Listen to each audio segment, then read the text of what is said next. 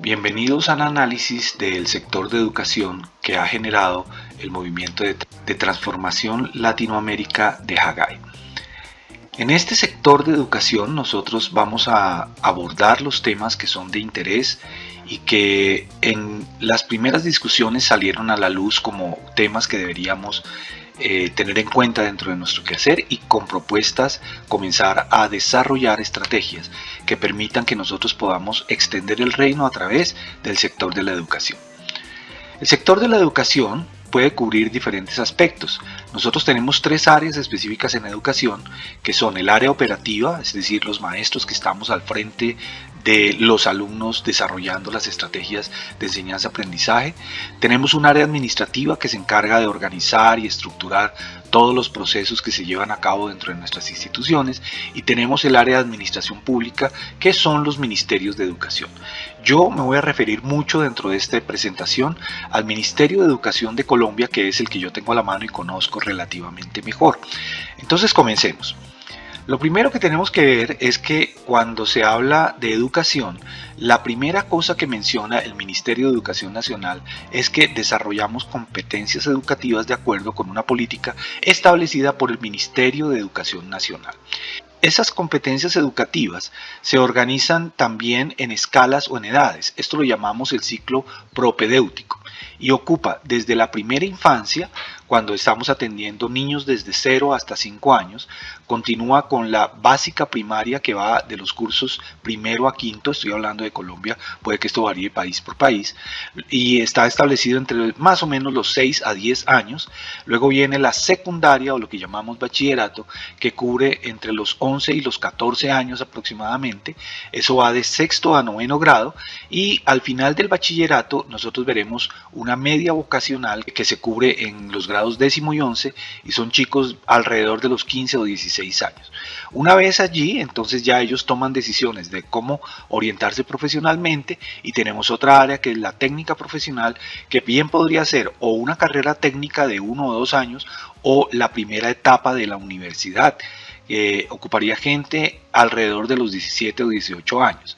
Luego vendría la etapa tecnológica, donde ya se van desarrollando otras competencias, de 19 a 20 años, y la profesional universitaria, en donde ya en los últimos 2 años se tocan los temas o la formación que ya le dan el grado de profesional y le permiten avanzar. Posteriormente a eso existe el área de posgrados, que espera tener gente de más de 24 años, y antes se esperaba que tuvieran por lo menos 3 años de experiencia. Ahora están accediendo a posgrados prácticamente sin haberse graduado. Ok, entonces organicemos esto como un poco mejor para entender cómo se visualiza eso desde afuera.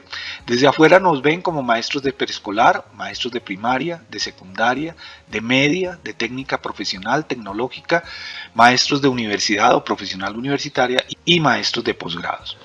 Nuestra labor, sin importar cuál sea el nivel en donde estamos, nos exige de nosotros mismos estas 4 cosas.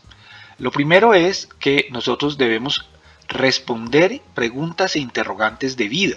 Nosotros no somos solo maestros para enseñar un área técnica, nosotros somos maestros porque desarrollamos el crecimiento intelectual, moral de las personas a nuestro alrededor.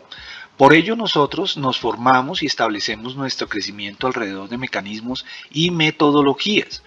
Y esos mecanismos y metodologías nos permiten desarrollar prácticas de creatividad y habilidades de enseñanza para poder llevar a cabo nuestro trabajo. Pero todo esto lo tenemos que desarrollar manteniendo siempre los mismos objetivos, desde los niños de 0 años hasta los adultos mayores que también aprenden. Hablando de mantener los mismos objetivos, yo me voy a referir al artículo 67 de la Constitución Política de Colombia, donde habla del objetivo de la educación y dice que la educación se desarrollará atendiendo a los siguientes fines: el pleno desarrollo de la personalidad, el proceso de formación integral del ser humano, formación física, psíquica, intelectual, moral, espiritual, social, afectiva, ética, cívica y demás valores humanos.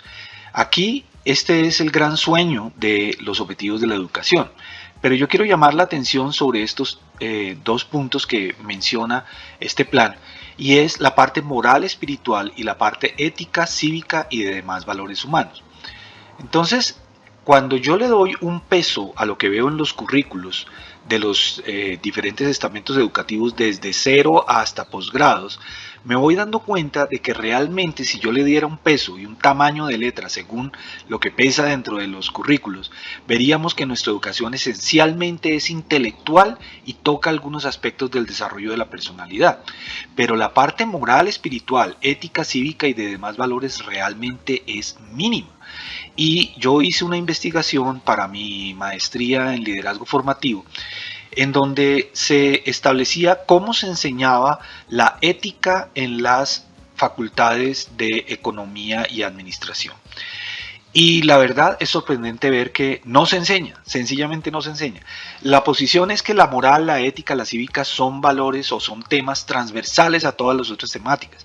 Pero cuando usted pregunta quién es el responsable de evaluar si se está administrando esto, formación desde lo moral, lo espiritual, lo ético, ustedes se van a dar cuenta de que no existe en ninguna materia de estas universidades, que fue la investigación, no existe en ninguna materia un tema específico que hable de moral, de desarrollo espiritual y de ética.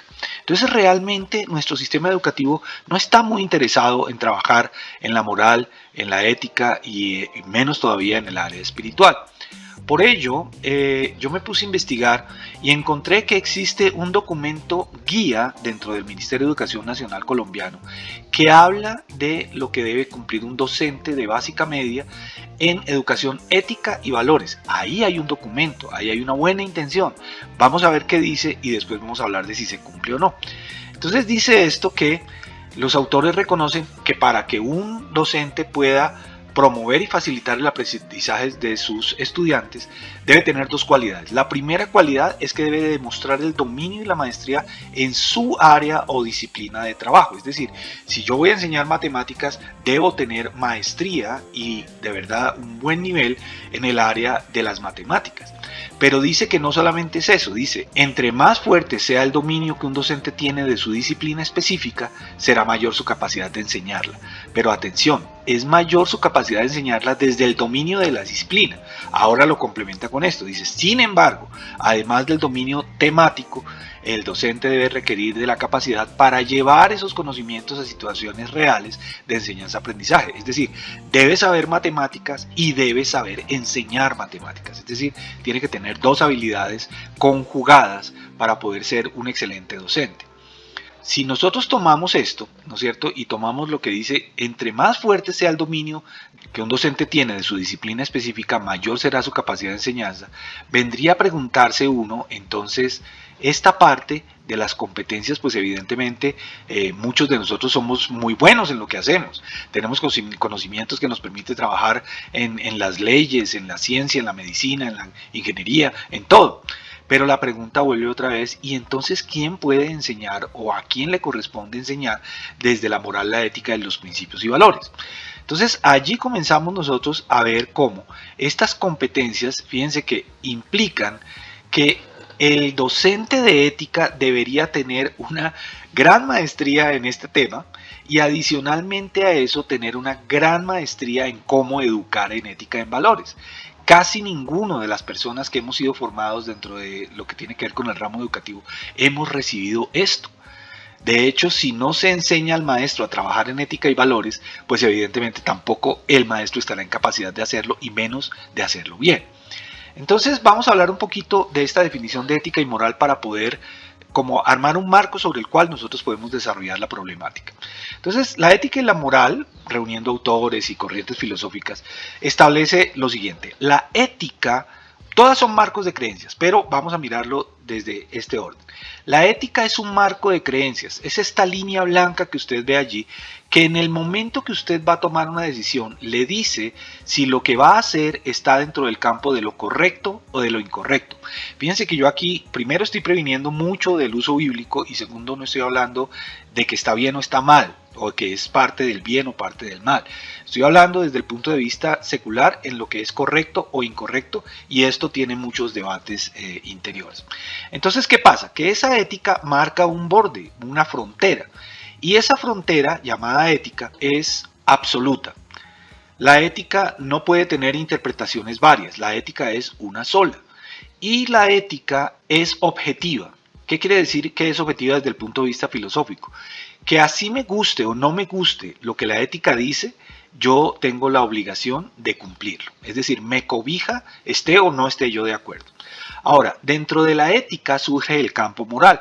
El campo moral está imbuido por costumbres, por cultura, por legislaciones. En general, los autores aceptan que la moral es como una especie de ética a la cual se le agrega la frase a menos que, y da unas excepciones éticas.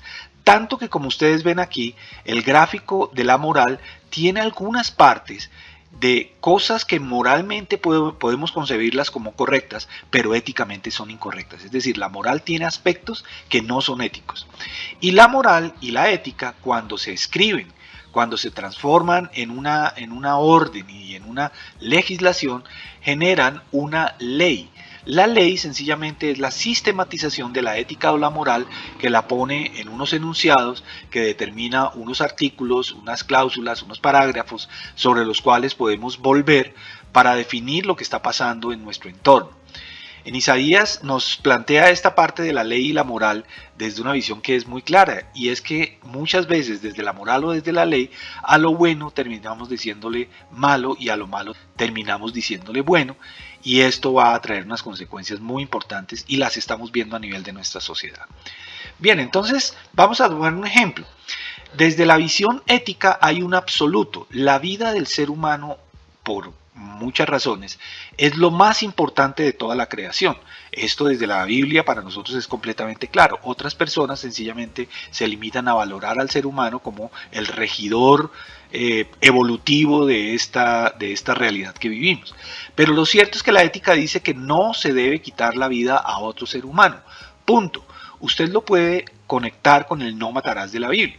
Pero en realidad lo que está diciendo aquí es que nadie tiene el derecho ni puede abrogarse el derecho de decidir si un ser humano, otro ser humano, debe vivir o debe morir.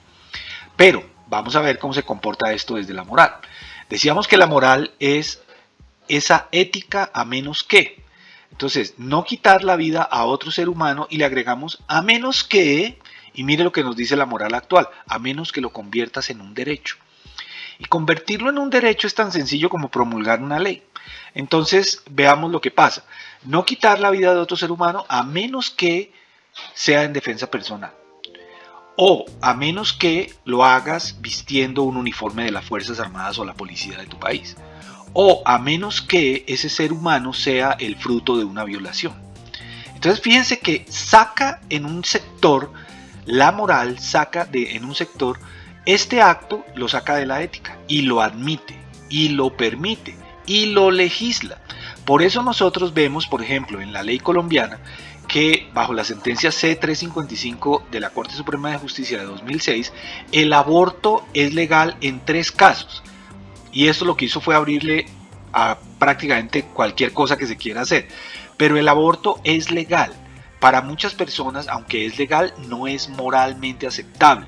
Y para muchos de nosotros no es ni moral ni legalmente aceptable porque está fuera de la ética. Es decir, que nosotros por eso nos oponemos desde muchos aspectos a ciertos aspectos que son ley. Nosotros estamos llamados, como Jesús nos lo dijo, a obedecer la ley, pero siempre manteniendo nuestra ética por encima de estos dos sistemas que son la moral y la ley.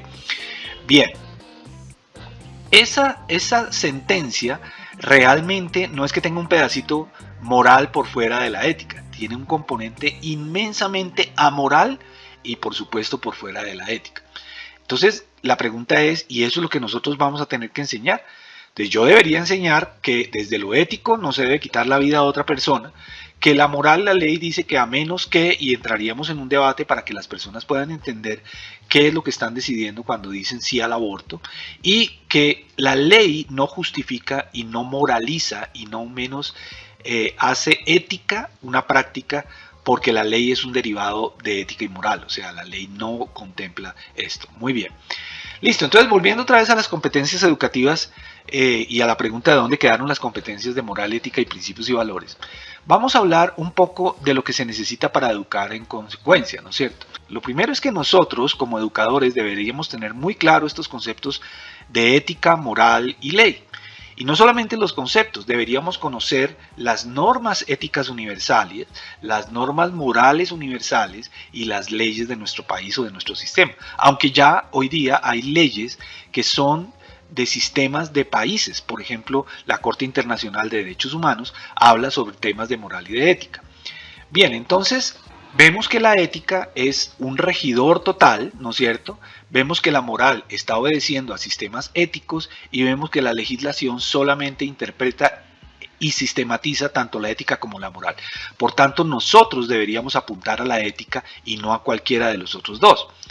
Eso significa, desde el punto de vista cristiano, que la ética como un marco de prácticas, de creencias, debería, como lo pide la Biblia, estar trabajando por la restauración de las cuatro rupturas que vienen de la caída y que son la ruptura del ser humano consigo mismo, la ruptura del ser humano con Dios, la ruptura del ser humano con el prójimo y la ruptura del ser humano con la creación.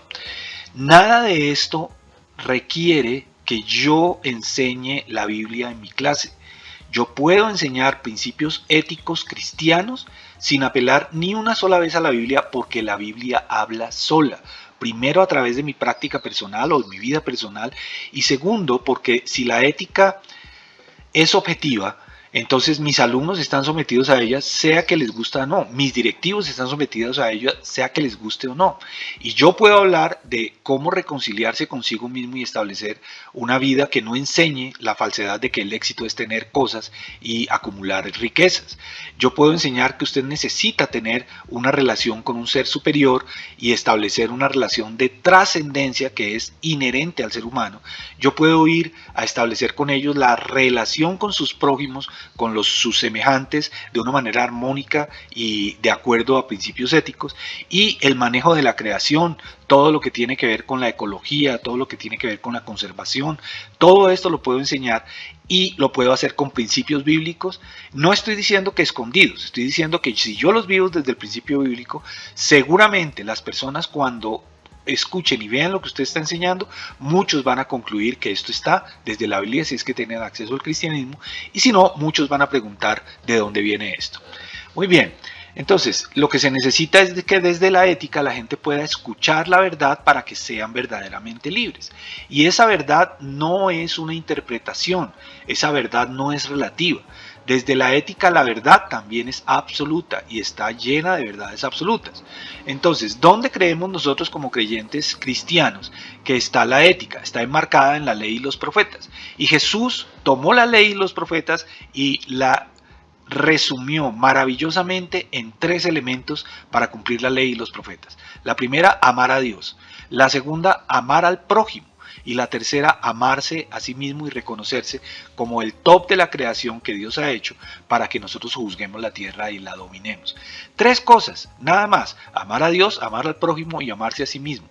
Esa es la verdad que ellos deben escuchar para que sean verdaderamente libres y no estén sujetos a la esclavitud que está generando este sistema de moral que estamos teniendo actualmente en el mundo. Entonces hablemos de los problemas que estamos enfrentando. El primer gran problema es que el sector de la educación, los creyentes, estamos amordazados. Nos tapan la boca de diferentes maneras. ¿Quién lo hace principalmente? Nos amordaza el Estado. El Estado está tratando de regular lo que nosotros podemos y no podemos enseñar. Pero fíjense la contradicción, nos dicen que tenemos que enseñar ética, moral y valores, pero no nos dejan hablar de lo que es la ética, la moral y los valores desde nuestra creencia íntima e interior, cosa que está en contra de las leyes. Ellos no pueden a nosotros silenciarnos. Ahora, el concepto de Estado laico, que es el que se está promulgando alrededor de esto, tiene una tremenda mala interpretación y nosotros, por no investigar y por no formarnos en ese aspecto, hemos aceptado esa interpretación como correcta. El Estado laico no prohíbe que uno hable de lo que cree. El Estado laico lo que dice es: respeta todas las formas de creencias y de prácticas religiosas, la respeta a todas, no promueve una, no privilegia una, la respeta a todas. Y si la respeta a todas, debe respetar la mía también. Y yo debo tener la posibilidad de expresar lo que creo porque yo soy un ser integral y me están pidiendo que yo forme seres integrales.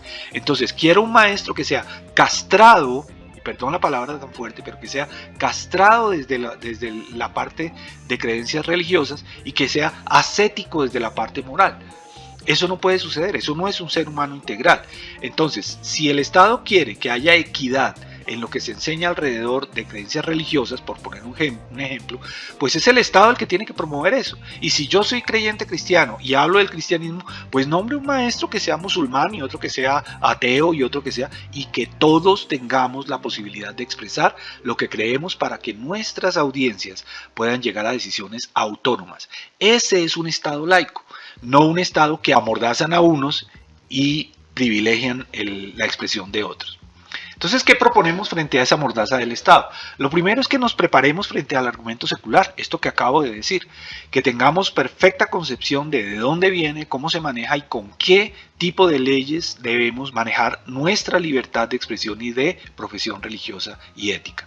La segunda cosa es que debemos crear grupos de trabajo que desarrollen estrategias de acción en grupos pequeños. Si bien es difícil que el Estado promueva que nosotros nos movamos dentro de nuestro salón de clases, lo que sí podemos hacer nosotros es crear grupos de trabajo en donde nosotros podemos influenciar de manera personal, de manera sectorizada a nuestros alumnos en espacios que no sean estrictamente educativos.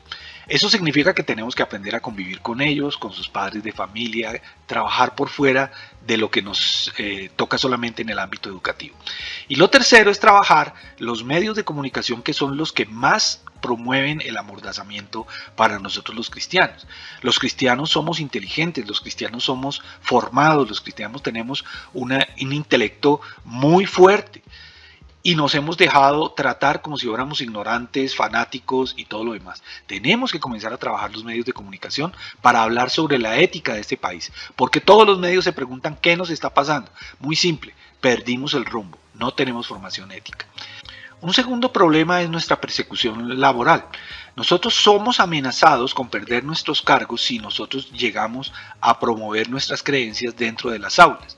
Entonces, un primer paso, por supuesto, será pensar en qué podemos hacer por fuera de las aulas. Pero también nosotros tenemos que acostumbrarnos a denunciar abierta y ampliamente cuando somos perseguidos por nuestras creencias. Porque todos los sistemas de derechos humanos hablan de la libertad de fe, de la libertad religiosa. Entonces yo tengo que ejercer mi libertad religiosa en todos los ámbitos donde yo estoy, porque yo no puedo ser un ser amorfo, en donde si entro por esta puerta no puedo ser religioso, pero si entro por esta otra no puedo ser político, o si entro por aquella no puedo ser técnico. Eso no es correcto, eso no existe en el ser humano. Entonces debemos aprender cómo se denuncia abierta y ampliamente, y por supuesto ahí necesitamos ayuda. Debemos generar unos precedentes de advertencias.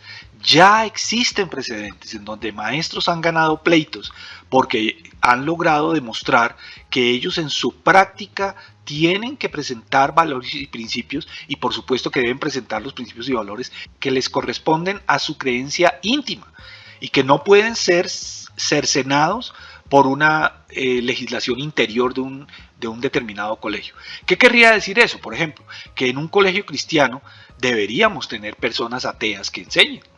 Y esto, igual que existe desde los colegios seculares, que no tengamos maestros cristianos, también pasa en los colegios cristianos.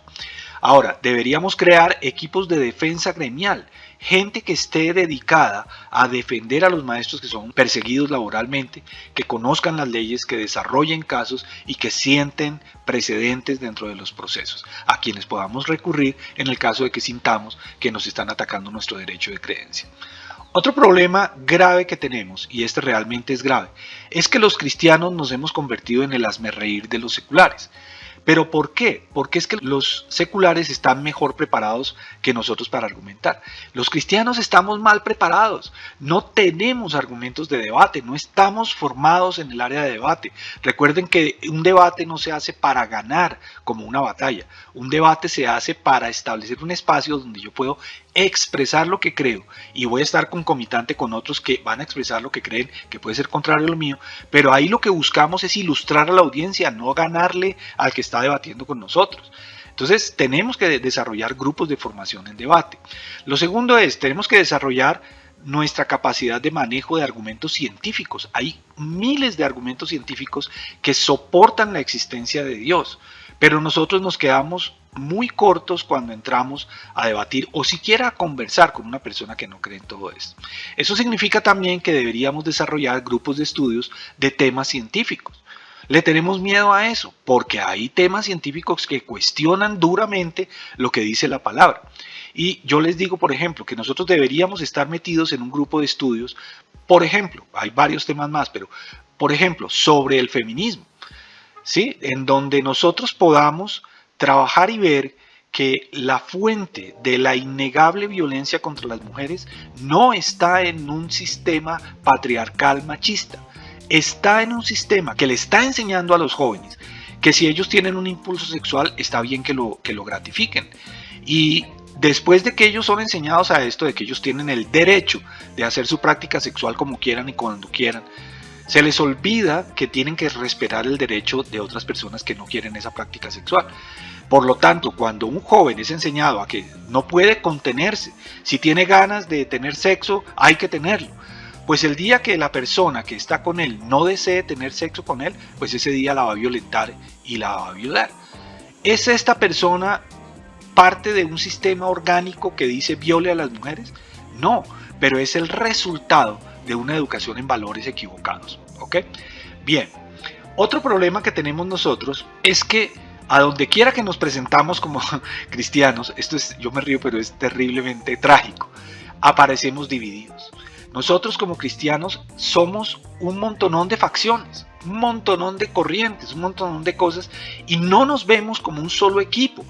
Yo en mi práctica con pastores les pregunto abiertamente cuántas iglesias hay y después de meditarlo detenidamente ellos dicen hay una sola. Hay una sola iglesia que es la de Jesucristo. Y entonces, bueno, bajo esa premisa comencemos a desarrollar este debate.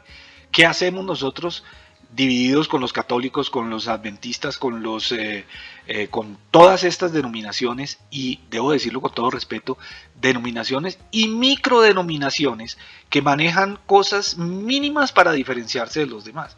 Los cristianos divididos somos un reino que no va a prevalecer. Eso es lo que nos dice Jesús. Un reino dividido contra sí mismo no prevalecerá. Tenemos que unirnos.